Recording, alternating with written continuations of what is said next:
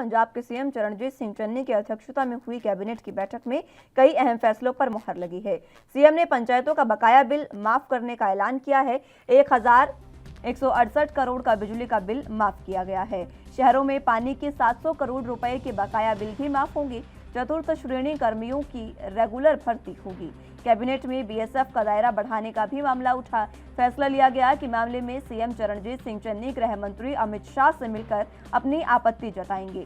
Cabinet ने इस बात पर आपत्ति जताई कि बीएसएफ को दायरा उसका बढ़ाने का फैसला राज्य सरकार से पूछे बिना लिया गया है। उन्होंने कहा कि इस पर राज्य सरकारों की सहमति ली जानी चाहिए थी। पंजाब सरकार आतंकवाद से जुड़े मामलों को सुलझाने में सक्षम है। पंजाब पुलिस ने ही आतंकवाद को खत्म किया है। कैबिनेट बैठक बीएसएफ का दायरा बढ़ाने को लेकर बुलाई गई थी और इस पर ऑल पार्टी मीटिंग बुलाई जाएगी। कैबिनेट ने एक मत में कहा कि ये पूरे पंजाब की लड़ाई है और इस पर पंजाब विधानसभा का सेशन भी बुलाया जा सकता है। सीएम चरणजीत सिंह चन्नी ने कहा कि सुखबीर बादल जिस तरीके से सीमा सुरक्षा बल मामले में भड़काऊ भाषण दे रहे हैं, ये गलत है। वो ऐसी बातें करने से परहेज करें। पहले भी 15 साल जो आतंकवाद रहा उसके लिए अकाली दल जिम्मेदार है और यह लड़ाई फेडरल सिस्टम की है, अधिकारियों की है और लॉ एंड ऑर्डर की है। पंजाब केंद्रों से सहमत नहीं है कि बीएसएफ का दायरा 15 से 50 किलोमीटर किया जाए। वहीं इन सबके अलावा कैबिनेट में शहरों में बकाया पानी का बिल माफ करने का भी ऐलान किया गया। इससे राज्य सरकार पर 700 करोड़ रुपए का बोझ पड़ेगा और सीएम ने इस दौरान कहा कि पंजाब का खजाना खाली नहीं है और ना ही रहेगा। चन्नी ने कहा कि अब चतुर्थ श्रेणी कर्मचारी अगर रिटायर होगा तो पोस्ट खत्म या फिर आउटसोर्स से भर्ती नहीं की जाएगी बल्कि रेगुलर भर्ती की जाएगी।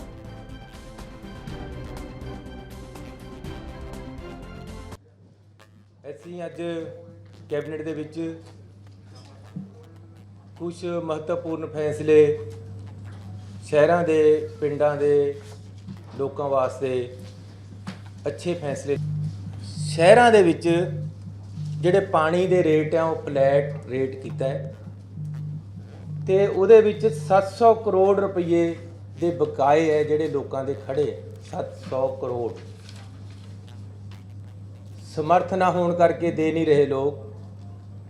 ਇਸ ਕਰਕੇ ਅਸੀਂ ਉਹ 700 ਕਰੋੜ ਰੁਪਏ ਪਰ ਅੱਜ ਲੀਕ ਮਾਰ ਰਹੇ ਹਾਂ। ਪੁਰਾਣੇ ਪਾਣੀ ਦੇ ਬਕਾਏ ਸਾਰੇ ਸ਼ਹਿਰਾਂ ਦੇ ਮਾਫ ਕਰ ਰਹੇ ਹਾਂ। ਜਿਹੜਾ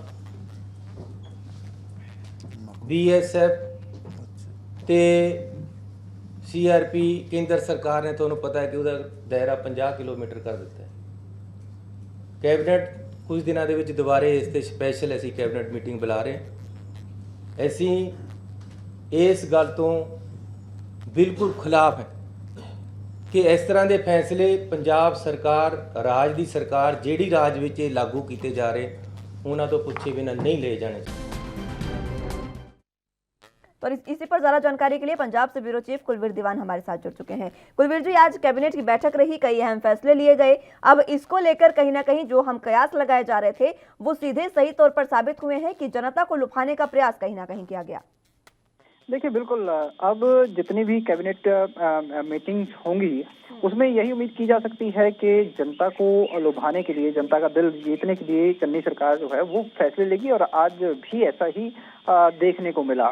क्योंकि अब ज्यादा समय नहीं है जो कांग्रेस सरकार है उसके पास करीब 4 महीने का समय जो है वो शेष है और अभी तक यदि कांग्रेस सरकार की अभी तक के कार्यकाल की बात करें तो कांग्रेस के लोग खुद ही सरकार के कामकाज पर उंगलियां उठाते रहे हैं।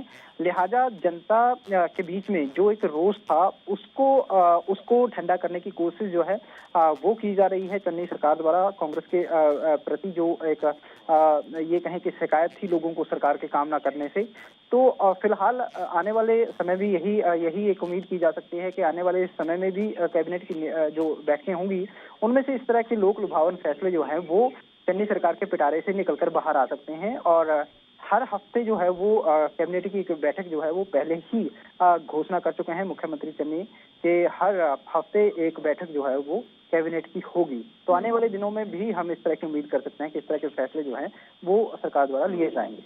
इसी के साथ कुलबीर जी, देखिए कल जिस तरीके से सिद्धू ने एक लेटर लिखा था सोनिया गांधी को, उसमें बिजली बिल माफी को लेकर बात रखी गई थी। जो 13 सूत्रीय एजेंडा था उसमें एक एजेंडा ये भी था कि बिजली बिल माफ किए जाएं। कहीं ना कहीं जनता को साधने के साथ साथ क्या सिद्धू को भी साधने का प्रयास हुआ? देखिए कल जो मीटिंग हुई है रात को नवजोत सिंह सिद्धू, चरणजीत सिंह चन्नी, प्रकट सिंह और हरीश चौधरी के बीच में, वो कहीं ना कहीं नवजोत सिंह सिद्धू के दबाव का तत्काल प्रभाव के रूप में उसको देखा गया है, क्योंकि 15 अक्टूबर को सोनिया गांधी को नवजोत सिंह सिद्धू चिट्ठी लिखते हैं और 16 अक्टूबर को उसको सार्वजनिक कर देते हैं, और सार्वजनिक होते ही वो चिट्ठी कहीं ना कहीं दबाव बनाती है कांग्रेस आलाकमान पर और पंजाब सरकार पर, जिसकी वजह से देर रात तक जो मंथन है वो नवजोत सिंह सिद्धू के साथ चला। और जहां तक उनके इस्तीफे की बात है, तो इस्तीफे पे सस्पेंस जो है वो बरकरार है, यानी ना तो मंजूर हुआ है और ना ही नवजोत सिंह सिद्धू ने फिलहाल वापस लिया है।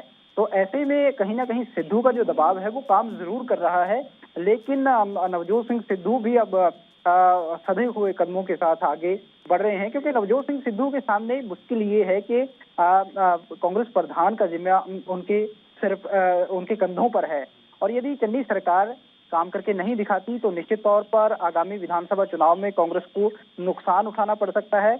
और सिद्धू जिस भूमिका में है, सिद्धू की अभी तक की जो कार्यप्रणाली रही है और जिस तरह से उन्होंने अध्यक्ष पद जो है उस पर काबिज हुए हैं नवजोत सिंह सिद्धू, और यदि कांग्रेस को विधानसभा चुनाव में असफलता मिलती है तो पूरे का पूरा ठीकरा जो है वो नवजोत सिंह सिद्धू के ऊपर फोड़ा जाएगा, और ये ठीकरा जो है वो फोड़ने के लिए सिद्धू के खिलाफ एक बड़ा गुट कांग्रेस के अंदर अभी भी है। बेशक वो अब सक्रिय नहीं है, लेकिन यदि नवजोत सिंह सिद्धू असफल होते हैं तो निश्चित तौर पर उनको निशाना जो है वो बनाया जा सकता है, और उनके राजनीतिक कैरियर के लिए ये बड़ा खतरा हो सकता है। इसलिए नवजोत सिंह सिद्धू की जो छटपटाहट है उसे समझा जा सकता है कि वो क्यों चाह रहे हैं कि सरकार काम करे।